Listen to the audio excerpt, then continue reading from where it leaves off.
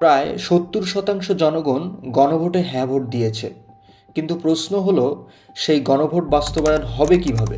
সংসদের মাধ্যমে নাকি সংবিধান সংস্কার পরিষদের মাধ্যমে? এই প্রশ্নই এখন মুখোমুখি বিএনপি বনাম জামায়াত এনসিপি। কিন্তু বিষয়টা শুধু রাজনৈতিক দ্বন্দ্ব নয়, কারণ জুলাই সনদের গণভোটে নোট অফ ডিসেন্ট রাখার সুযোগ ছিল না।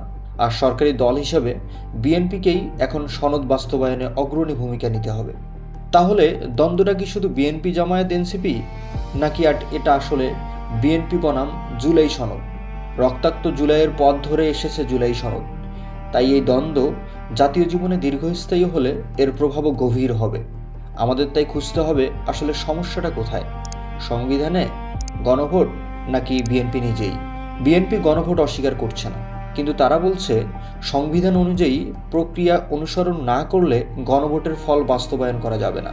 বিএনপির স্থায়ী কমিটির সদস্য ও স্বরাষ্ট্রমন্ত্রী সালাউদ্দিন আহমেদ বলেন, আমরা কেউ সংবিধান সংস্কার পরিষদের সদস্য হিসেবে নির্বাচিত হইনি। সংবিধানে এটা এখনো ধারণ করা হয়নি।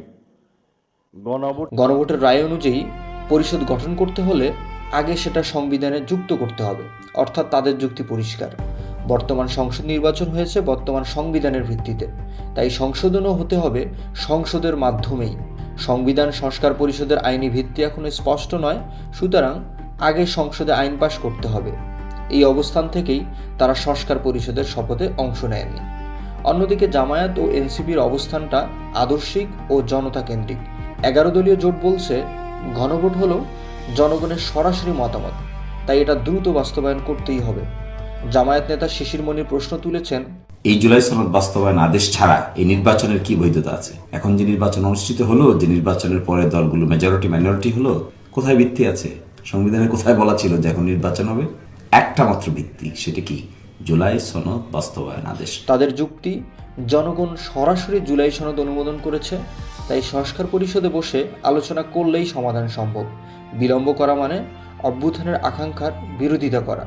এই অবস্থান বিএনপিকে সরাসরি জুলাই সনদের মুখোমুখি দাঁড় করিয়েছে, কারণ বিএনপি জনগণের ভোটে আস্থা রেখেই জুলাই সনদে সম্মত হয়েছিল।